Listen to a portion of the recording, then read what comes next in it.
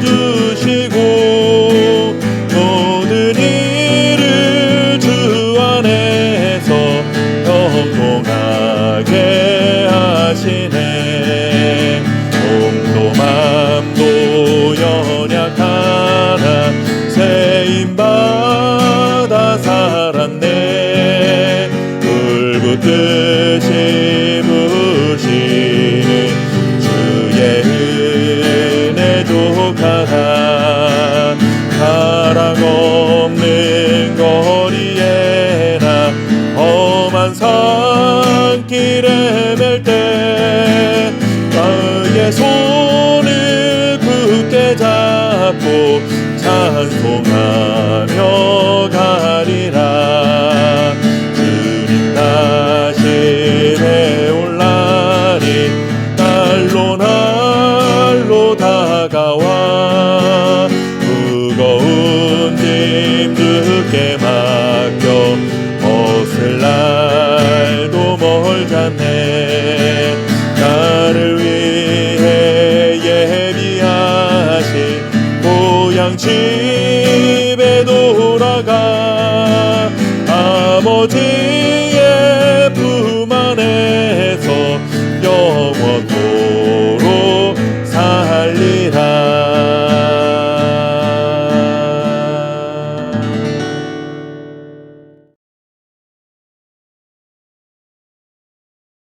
바리새인들이 나와서 예수를 힐난하며 그를 시험하여 하늘로부터 오는 표적을 구하거늘 예수께서 마음속으로 깊이 탄식하시며 이르시되 어찌하여 이 세대가 표적을 구하느냐.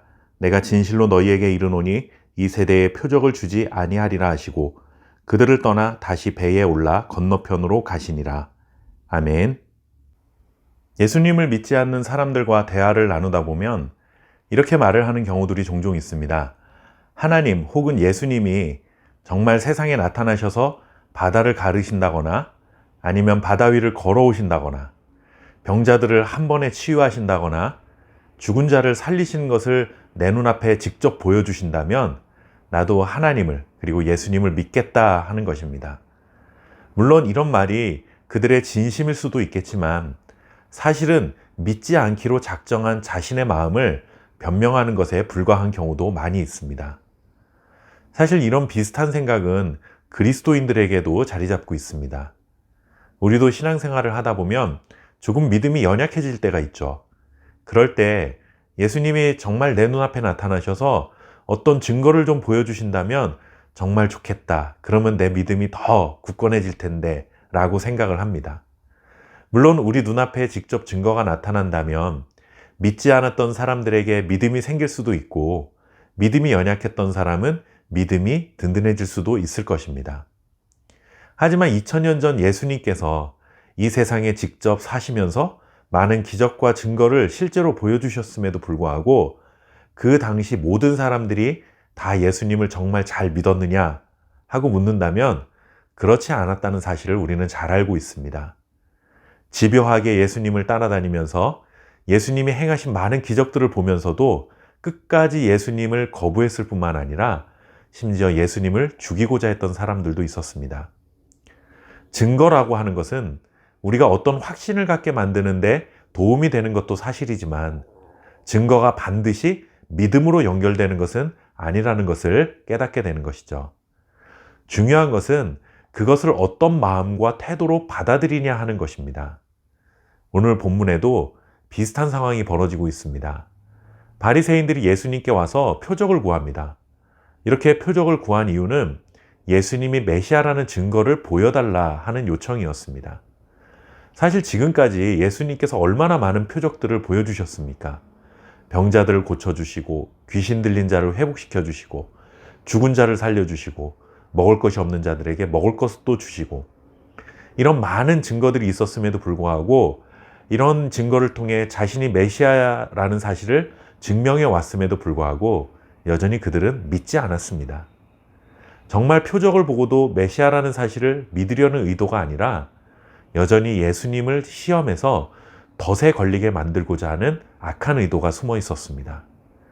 이렇게 표적을 구해놓고 예수님이 표적을 행하시면 지금까지 그래왔던 것처럼 또 시비거리를 만들려고 하는 것이고 만약에 표적을 행하지 않으시면 표적을 행하지 않았기 때문에 메시아가 아니라고 주장하기 위해 표적을 구한 것입니다. 예수님께서 그들의 악한 의도를 아셨기 때문에 표적을 보여주지 않겠다 하신 것입니다. 우리는 눈으로 보고 귀로 듣고 손으로 직접 만져야만 확실한 증거가 있어야만 믿을 수 있다고 생각하고 말합니다. 세상은 우리에게 하나님이 살아계신 증거를 보여달라고 그러면 내가 믿겠다 하고 말합니다. 하지만 하나님은 지금까지 우리에게 하나님을 알만한 증거들을 이미 많이 보여주셨습니다. 그런 증거들을 경험하고도 믿지 않으려는 태도와 시각으로 바라보고 생각하기 때문에 믿지 않는 것이지, 하나님이 우리에게 알만한 것을 보여주지 않으셨기 때문에 믿지 않는 것이 아닙니다. 우리의 믿음이 흔들릴 때도 마찬가지죠. 나에게 이런 일들이 일어난다면 하나님이 살아계신 것을 더 잘 믿겠다 하고 생각합니다. 그러나 이미 우리의 삶에 하나님은 충분한 표적을 보여주셨습니다. 벌써 2021년 한 해가 다 지나가고 있습니다. 하루하루 돌이켜보면 살아온 것이 정말 기적이고 하나님이 우리의 삶을 보호해 주셨다는 증거가 아닐까요? 그런데 우리는 어떤 상황이 또 되면 또 표적을 구합니다. 마치 지금까지 하나님이 단 한 번의 표적도 보여주지 않으셨던 것처럼 투정을 부리는 것입니다. 표적을 구하는 것이 잘못된 것이 아니라 표적이 있어야만 하나님을 더 잘 믿을 수 있겠다 하는 그 마음이 잘못되었다 하는 것입니다. 지금 이 순간 우리가 살아 숨쉬고 있다는 것 자체가 하나님이 살아계시는 증거요 가장 큰 표적입니다. 오늘도 이러한 믿음으로 기쁨이 가득한 하루를 살아가시기를 바랍니다. 감사합니다.